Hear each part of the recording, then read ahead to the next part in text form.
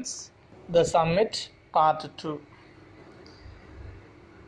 A little worried about my cold feet, I asked Tennessee to move off. என் கால் ரொம்ப குளிர்ச்சியாக இருக்கிறதுனால நீ இப்போப்பா நான் வரேன் அப்படின்னு சொன்னேன். Tennessee kicked a step in a long traverse back towards the ridge, and we reached its crest where it forms a great snow bump at about 28,000 feet. From here, the ridge narrowed to a knife edge, and as my feet were now warm, I took over the lead. கிட்டத்தட்ட இந்த கிடைமட்ட பகுதியிலிருந்து அது ட்ரவார்ஸ்னா மூளை விட்டமாக செல்வது. கீழ்ப்பகுதியிலிருந்து மேலே கிட்டத்தட்ட 28,000 அடி இருக்குது. அது கூர்மையான பகுதி. அந்த பகுதி பார்த்தீங்கன்னா நைஃப் எட்ஜ், கூர்மையான முகடுகள் கொண்ட பகுதி. அவர் முதல்ல ஏறினார், அங்கங்கே ஸ்டெப் வச்சு அதை ஃபாலோ பண்ணி நான் போனேன். இப்போ என்னுடைய கால்கள் இப்போ வார்ம் ஆயிடுச்சு. ரெண்டாவது அவருக்கு முன்னாடி போக ஆரம்பிச்சிட்டேன் நான். The soft snow made a route on top of the ridge both difficult and dangerous. இப்போது ஸ்னோலாம் சாஃப்டாக இருக்குது. அதனுடைய முகடு பகுதிக்கு போகும்போது ரொம்ப டிஃபிகல்ட்டாகவும் கடினமாகவும் டேஞ்சரஸ் அபாயகரமாகவும் இருந்தது. which sometimes held my weight but often gave way. என்னுடைய சடன்லி பெரும்பாலும் நல்லா தான் இருந்துச்சு, வழி விட்டுட்டு இருந்துச்சு. திடீர்னு பார்த்தீங்கன்னா நான் கால் வைக்கிற இடம் பள்ளமாக இழுக்க ஆரம்பிச்சிருச்சு. ஆஃப்டர் செவரல் 100 feet, அதுக்கப்புறம் பல 100 அடிகள் தாண்டி we came to a tiny hollow, ஒரு சின்ன வெற்றிடத்துக்கு வர ஆரம்பித்தோம். and found there the 2 oxygen bottles left on the earlier attempt by Evans and Bordelon. நாங்கள் இந்த வெற்றிடத்தில் பார்த்தோம்னா இங்கே 2 சிலிண்டர் பாட்டில்கள் வைக்கப்பட்டிருக்கு. இவான்ஸும் பவுண்ட்லியானும் இதுக்கு முன்னாடி போனவங்க அங்கே வச்சுட்டு போய்க்கிறாங்க.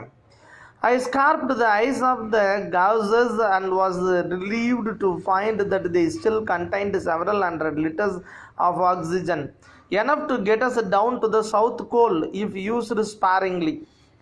இப்போ நான் என்ன பண்ணேன், அந்த சிலிண்டருக்கு மேலே இருக்கக்கூடிய ஐஸ் கட்டியெல்லாம் தட்டி பார்த்துட்டு அது அதுக்குள்ளே சிலிண்டர்ஸ் இருக்குதான்னு பார்த்தேன். சில லிட்டர் ஆக்சிஜன்ஸ் இருக்குது அதுக்குள்ளே. ஸோ நம்ம திரும்பி ஸ்பேராக யூஸ் பண்ணால் சவுத் கோலுக்கு போகிற வரைக்கும் நமக்கு பயன்படுமே அப்படின்னு தோணுச்சு எனக்கு. I continued making the trial on up the ridge leading up for the last 400 feet to the southern summit. Southern சம்மிட்டுக்கு போகிறதுக்கு பார்த்தீங்கன்னா 400 அடி தூரம் இருக்குது. அதை வரைக்கும் முயற்சி பண்ணி போயிட்டுருக்கோம். The snow on this face was dangerous. இப்போ இந்த பகுதியில் இருக்கக்கூடிய பனியானது ரொம்ப மோசமானது. But we persisted in out efforts to beat a trial up it. இருந்தாலும் நாங்கள் முயற்சி செஞ்சு அதை கடக்க உத்தேசிச்சிருந்தோம், பிளான் பண்ணுறோம். we made frequent changes of lead. நாங்கள் மாறி மாறி முன்னேறுவோம். கொஞ்சம் தூரம் அவர் முன்னாடி போவார், அப்புறம் கொஞ்சம் தூரம் நான் முன்னாடி போவேன். as I was stamping a trail in the deep snow, அந்த ஆழமான பனிப்பகுதியில் நான் காலை வச்சு நடக்கும்போது a section around me gave way. என்னை சுற்றி இருக்கக்கூடிய பகுதியில் வழிவிடும் நடந்து போகிறதுக்கு. I slipped back through 3 or 4 of my steps. முதல்ல இப்படி நடந்து போகிறோன்னா அப்புறம் வழுக்கி விட்டுச்சுன்னா 2-3 அடி பின்னாடி வர மாதிரி ஆகிடும். I discussed with Tennessee the advisability of going on, and he although admitting that he felt unhappy about the snow conditions, and finished with his familiar phrase, just as you wish. போகலாமா, என்ன வழுக்குதே, இந்த பனி நமக்கு சாதகமாக இல்லையே, நமக்கு இந்த பனிக்கற்கள் வழுக்குதே அப்படின்னு நான் கேட்குறேன்.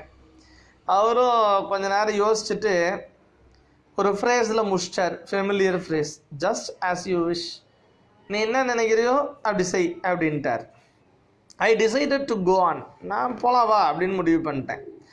and we finally reached firmer snow higher up, and then chipped steps up. The last step slopped and cramponed onto the south peak. It was now 9 AM. இப்போ பார்த்தீங்கன்னா அந்த பனியில் நடந்து போகிறது பார்த்தீங்கன்னா அந்த காலை வச்சா வழுக்குது. ஸோ இப்போ என்ன பண்ணணும்னா அந்த ஷூ மாற்றிருக்கிறேன்.